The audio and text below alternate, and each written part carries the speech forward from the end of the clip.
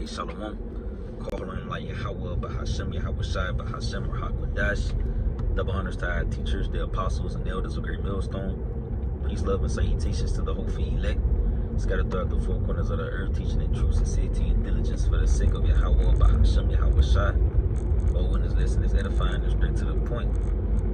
Yeah, it's just something quick through the spirit, man. You know, just continuing in the spirit of prophecy in which the Lord Yahweh Shai commanded us to prophesy against Mount Sin. So he said, set your faces against Mount Sin and prophesy against it, in which Mount Sin would be America, man. You know, and the Lord Yahweh Shai has placed his prophets on the scene to ultimately to decree an overthrow for America. You know, and this has always been the duty of the prophets. You see, even when you consider the prophets of old, when the kingdom was at its height, the Lord reached into his tool bag and pulled out the prophets and sent them forth to ultimately usher out the kingdom, man. You know, in which you see it take place again today. Matter of fact, let me grab this. This is the book of Jeremiah 28 and verse 8. He said, the prophets that have been before me and before thee of old prophesied both against many countries and against great kingdoms, of war and of evil and of pestilence, you see. So the Lord has always had a thing with coming up against the current kingdoms that was in power, man, to ultimately decree an overthrow. He ushered in, you know, the kingdom of Egypt, and he ushered it out, man. You know, and so on and so forth with the numerous kingdoms that they erected in the planet Earth. And America is no different, man. America has been ushered in by Yahweh Shai, and he's going to usher this place out, as a matter of fact. I mean, this is how the Lord is going to ultimately show his power in the earth, just like he did in times of Egypt. He built Egypt up to be that dominant empire over the planet Earth, just to destroy it, to show his power in the earth.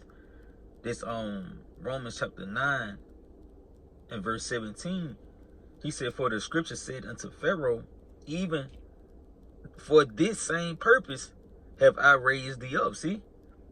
So even back from Pharaoh all the way up into this current day and age, the Lord Yahweh Shai has raised up Edom, the so-called white man, that I may show my power in thee, and that my name may be declared throughout all the earth. You see, because the destruction is going to take place here in America, nobody is going to be able to claim that but Yahweh Shai, man.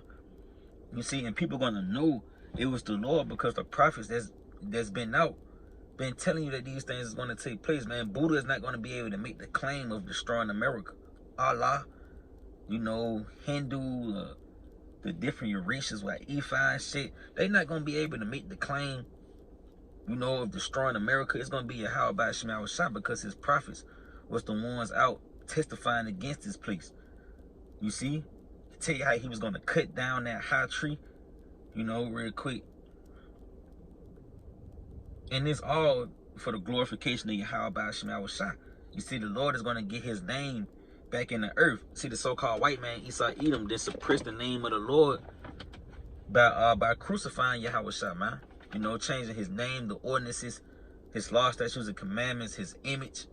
You know, he suppressed the true nature of Yahweh Shai. So the Lord is going to ultimately suppress this nigga and wipe his memorial from out the face of the earth. You know, but this Ezekiel 17 and verse I'm gonna start verse 23.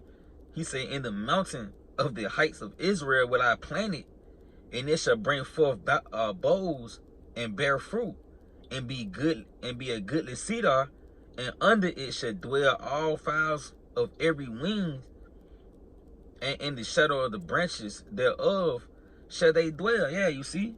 So the nation of Israel is about to be amounted to this high state that the so-called white man is on, but the nation of Israel is going to ultimately foresee the things that the white man has done here in the planet Earth, in which he brought forth destruction, man. You know, but even when you consider his accomplishments, we're going to far exceed that, man.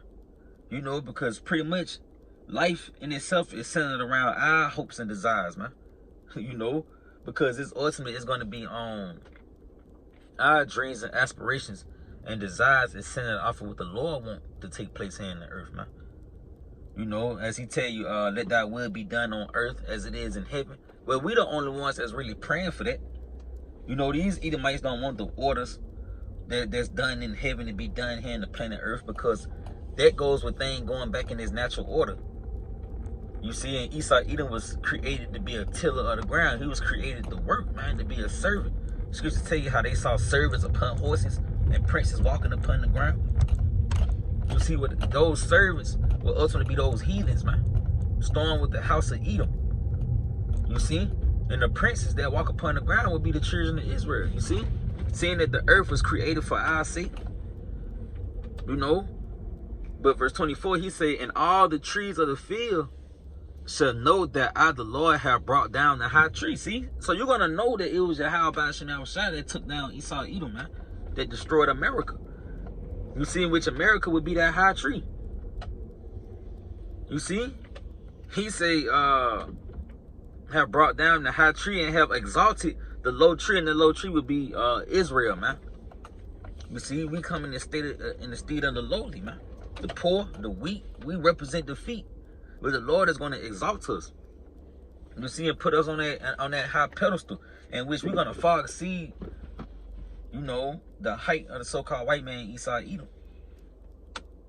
You see, he say, and have exalted the low tree, have dried up the green tree, and have made dry, so like it, and have made the dry tree to flourish, in which, yeah, we are that dry tree. He also resembled us into dry bones, you know. So you seeing the erection of the house of David pretty much being rebuilt back here in the planet Earth, man. And this is the governing body that's going to govern the kingdom of heaven.